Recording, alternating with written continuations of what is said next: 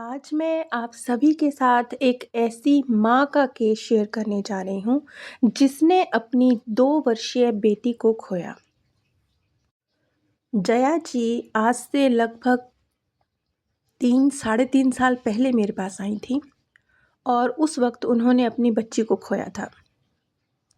उनकी छोटी-सी 2 वर्षीय बच्ची को इस दुनिया से गए हुए लगभग 1 वर्ष हो चुका था, लेकिन उनका जो दर्द था, वो बिल्कुल ताज़ा था। कहने को 1 वर्ष हो गया था, लेकिन जया जी इतने दर्द में थीं, जैसे बस कल ही की बात हो, दर्द उनका इतना ताज़ा था।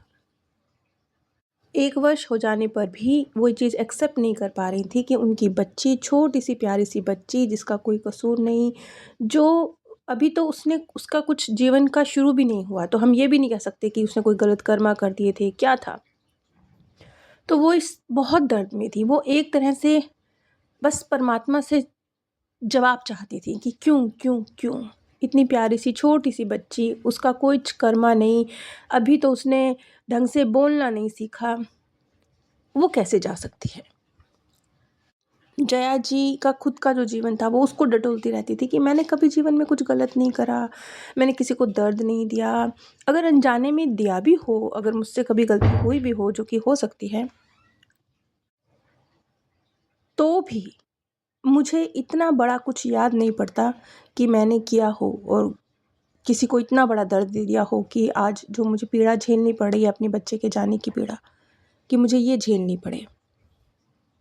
कुल मिला के लगभग साढ़े 3 साल पहले जब वो मेरे पास आई थी, उस वक़्त वो एक तरह से भगवान से लड़ने के मूड में थी कि नहीं, बस ये जो है सो गलत है और इसका जवाब देना पड़ेगा। उस वक़्त मैंने जया जी को कुछ मेडिटेशंस बताई थी, कुछ विधियाँ बताई थी जिसके थ्रू वो अपने स्वर्गीय प्रियजन तक पॉज़िटिविटी पहुँचा सकती हैं, पॉज़िटिव ऊर्जा पहुँचा सकती हैं, उनकी हीलिंग कर सकती हैं। लेकिन उस वक़्त जया जी इस तरह की मेंटल कंडीशन में थीं कि उन्होंने बहुत अच्छी तरह से जो मैंने उन्हें बताया था, उन विधियों का प्रयोग नहीं करा। अब जब उन्होंने अपनी हीलिंग के लिए कोई कार्य किया ही नहीं, जो हीलिंग के टूल्स उन्हें दिए गए उसका उपयोग किया ही नहीं, तो दर्द वैसे का वैसा था, ताज़ा का ताज़ा। तो वो फिर एक बार फिर से मेरे पास लगभग एक बार पहले आई जब साढ़े 3 साल पहले, उसके बाद फिर 3 साल बाद मतलब 6 महीने बाद वो फिर आईं। इस बार भी उनका दर्द वहीं का वहीं था और जब मैंने उनसे बात करी तो वही बात स्पष्ट थी कि जब हीलिंग के लिए कुछ किया ही नहीं गया, मरहम दी गई लेकिन मरहम लगाई ही नहीं गई, उसे महसूस ही नहीं किया गया, उससे अंदर उतरने ही नहीं दिया गया, तो हीलिंग कैसे हो? तो 3 वर्ष पूर्व एक बार फिर से जया जी को उनकी काउंसलिंग की गई और उन्हें चीज़ें एक्सप्लेन की गईं और उन्होंने अपनी बच्ची की और अपनी हीलिंग शुरू करी। चीज़ों को समझते हुए कि अब बच्ची जा चुकी है और ये जो भी परिस्थिति है, इसमें अब वो क्या कर सकती हैं बच्ची के लिए और खुद अपने लिए, दोनों की हीलिंग के लिए अब क्या हो सकता है। जब इस प्रक्रिया को अंजाम दिया गया, तो धीरे क्योंकि उनकी जो मानसिक स्थिति थी, भावनात्मक स्थिति थी, वो बहुत ज़्यादा डैमेज थी। तो इस वजह से थोड़ा ज़्यादा समय लगा, लेकिन वो हील हुईं। अब ये लगभग साढ़े 3 साल पुरानी बात हो गई, तो मैं तो इस चीज़ को भूल चुकी थी। लगभग अभी 3 महीने पहले जया जी ने एक बार फिर संपर्क किया और इस बार वो बहुत शांत थीं, बहुत एक रिलैक्स मोड में थीं। बिल्कुल उनके अंदर वो दर्द, वो पीड़ा जो कभी महसूस होती थी, वो उनकी आवाज़ में महसूस नहीं हो रही थी। और इस बार उन्होंने कहा कि वो अपनी बच्ची का एक्सपीरियंस करना चाहती हैं। वो हील हैं, शांत हैं, जीवन अपनी ट्रैक पर वापस आ चुका है। लेकिन एक बार फिर पीएलआर के माध्यम से वो अपनी बच्ची के साथ कनेक्ट होना चाहती हैं। और इस बार जया जी का जो पीएलआर का एक्सपीरियंस रहा, वो इतना खूबसूरत है, इतना प्यारा है कि मैं तो चाहूँगी कि मैं एक-एक शब्द जस का तस आप लोगों के साथ शेयर करूँ। लेकिन इतना सब कुछ नहीं कर सकती। तो मैं कम शब्दों में आप सभी के साथ जया जी का जो उनका कम्युनिकेशन बिल्ड हुआ, अपनी बच्ची के विषय में जो उन्होंने जाना, मैं वो आपके साथ शेयर करने जा रही हूँ। मैं अपनी नन्ही सी परी को देख पा रही हूँ। मेरी परी बहुत शांत है। वो उसी प्यारे से नन्हे से रूप में मेरे सामने है जिस रूप में वो थी। बहुत प्यारी नन्ही सी खूबसूरत सी बच्ची जिसके चेहरे पर बहुत भोलापन, मासूमियत और प्यार झलक रहा है। उसने बहुत सुंदर सी एक डॉल को अपने हाथ में उठाया हुआ है। उसे डॉल्स हमेशा से पसंद थी। आज भी एक नन्ही सी परी जैसी बड़ी ही खूबसूरत डॉल उसके साथ है। लेकिन वो डॉल डॉल की तरह नहीं है। वो ऐसे लग रही है जैसे मेरी बच्ची जैसी ही एक प्यारी बच्ची हो। नन्ही नन्ही दो परियां हों। बच्ची को सामने देखने के बाद मेरे अंदर कोई सवाल नहीं बचा है। मैं अब कुछ नहीं पूछना चाहती, कुछ नहीं जानना चाहती। मेरे सवाल ख़त्म हो चुके हैं। और जब उनसे पूछा गया कि आपने जो इतना ध्यान किया है, अपनी बच्ची तक पॉजिटिविटी पहुंचाई है, पॉजिटिव ऊर्जा पहुंचाई है, क्या वो बच्ची के लिए कल्याणकारी रही है? क्या उस ऊर्जा ने बच्ची का और आपका कल्याण किया है? जया जी ने बताया, यहाँ शब्द नहीं हैं, लेकिन मैं सुन सकती हूँ। अपनी उसी ऊर्जा के कारण आज मैं और मेरी बच्ची एक दूसरे के सामने हैं।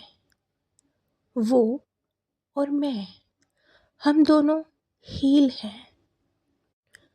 हमारे घाव भर चुके हैं। अगले दृश्य में उन्होंने बताया, मैं अपनी नन्ही सी गुड़िया को भोले की गोदी में देख पा रही हूँ।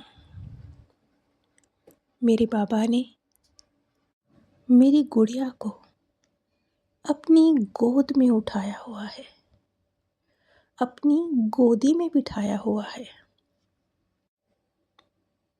उनके गले में रुद्राक्ष है और मेरी गुड़िया उनके रुद्राक्ष की माला से खेल रही है, जैसे कोई बच्चा अपने पिता की गोद में बैठा हो। मेरी गुड़िया बाबा की गोद में ऐसे जंप लगा रही है जैसे वो हवा में उछल रही हो।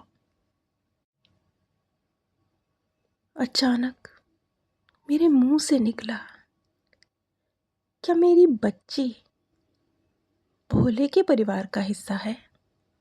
इस पर एक टेलीपैथिक उत्तर आया, हाँ, वो और तुम सब भी हमेशा से मेरा ही हिस्सा हो।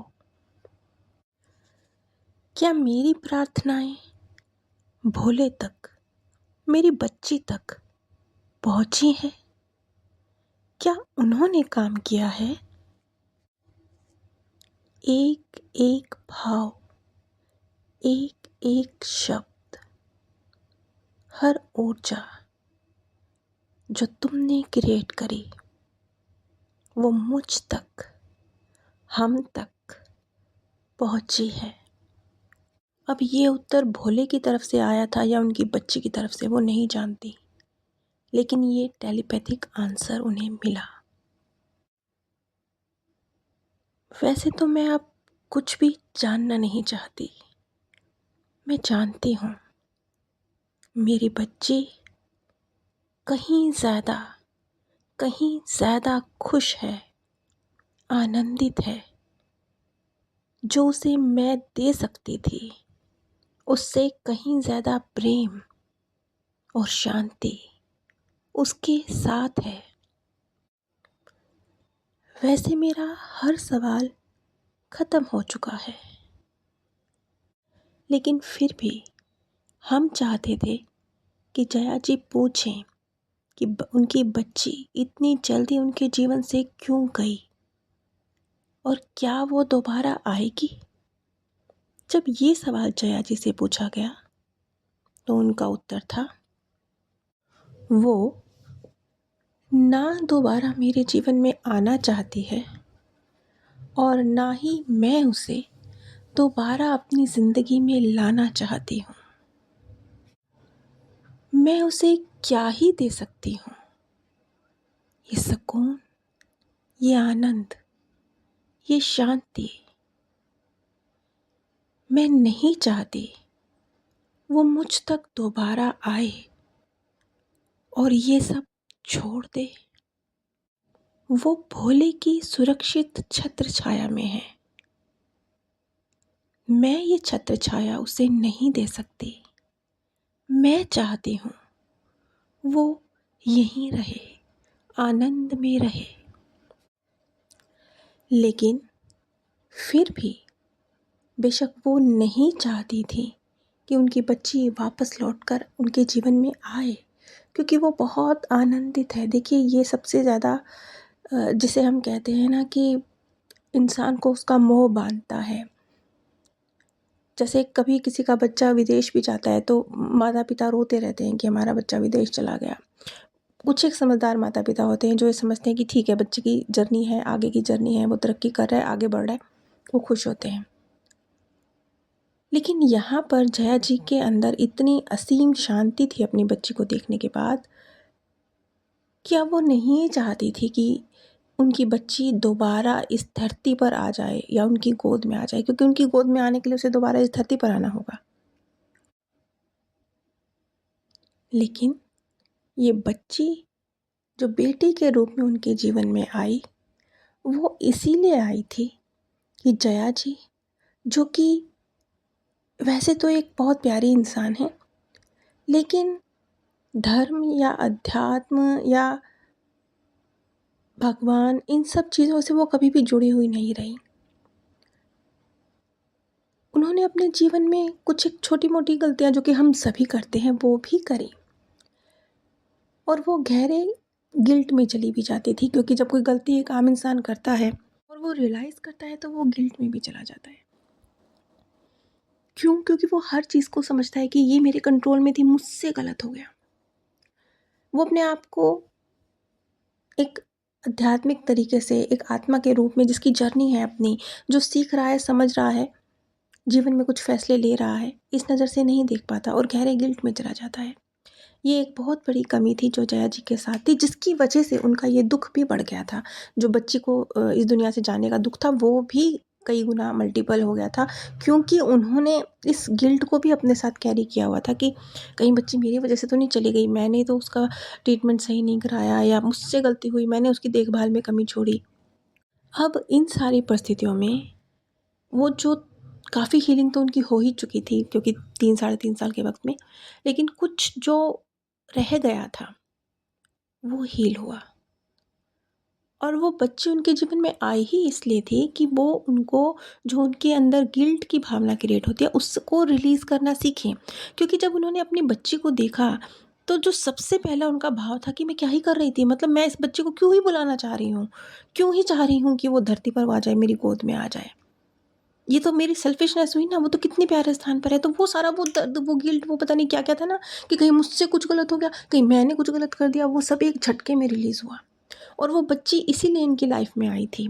और वो जो बच्ची के जाने पर उन्होंने गिल्ट क्रिएट किया, वो रिलीज़ हुआ, बहुत हुआ, लेकिन कुछ रह गया था। वो कुछ इस पीएलआर से समाप्त हुआ, क्योंकि उन्हें समझ में आया कि बच्ची तो बहुत शांत और खुश है और आगे बढ़ रही है, वही हैं जो अटकी हुई हैं और दर्द क्रिएट कर रही हैं। और उन्होंने ही वो पॉजिटिव ऊर्जा जो क्रिएट करी थी, वो उस बच्ची तक, परमात्मा तक पहुंची थी, जिसने उनकी हीलिंग करी थी। अब इसी हीलिंग की ऊर्जा को बढ़ाना है और गिल्ट को बिल्कुल शून्य पर लेकर आना है, उसे समाप्त करना है। यही इनका लाइफ लेसन था, जिसको सिखाने के लिए वो बच्ची इनकी ज़िंदगी में आई थी। और बखूबी, बहुत बेहतरीन तरीके से उस बच्ची ने ये रोल जो था उस बच्ची का जया जी के जीवन में, उसे पूरा किया। फिलहाल वो बच्ची दोबारा जया जी की लाइफ में आएगी या नहीं आएगी, ये जया जी जानना ही नहीं चाहती थी, क्योंकि वो नहीं चाहती थी कि वो बच्ची दोबारा उनके जीवन में आए। लेकिन ये एक सवाल रह गया। ये सवाल फ़िलहाल जया जी के अंदर उठा ही नहीं, वो जानना ही नहीं चाह रही थी। शायद ये वजह थी कि जब हमने ये सवाल उनसे पूछा भी, तो भी इसका कोई आंसर नहीं आया, क्योंकि जब वो खुद ही नहीं चाह रही हैं ये सवाल पूछना, जानना, तो आंसर कैसे आए? कोई आंसर नहीं आया। लेकिन हो सकता है, ये सिर्फ़ एक मेरी कल्पना है, सिर्फ़ मेरा एक विचार है कि शायद भविष्य में वो बच्ची कभी जया जी के जीवन में लौट कर आए। लेकिन फ़िलहाल इस पीएलआर से तो इसका आंसर नहीं मिला, क्योंकि वो आंसर चाहती ही नहीं थी। अगर आप अपने जीवन से जुड़े उलझे सवालों के जवाब जानना चाहते हैं, तो आप स्क्रीन पर दिए गए व्हाट्सएप नंबर पर संपर्क कर सकते हैं। अगर आप पीएलआर सीखना चाहते हैं या करवाना चाहते हैं, तो आप व्हाट्सएप नंबर पर संपर्क कर सकते हैं। नीचे डिस्क्रिप्शन बॉक्स में अमेज़न का और मेरे सेकंड चैनल का लिंक दिया गया है। आप मेरे सेकंड चैनल पर विज़िट कर सकते हैं। आप सभी पर परमात्म सोन।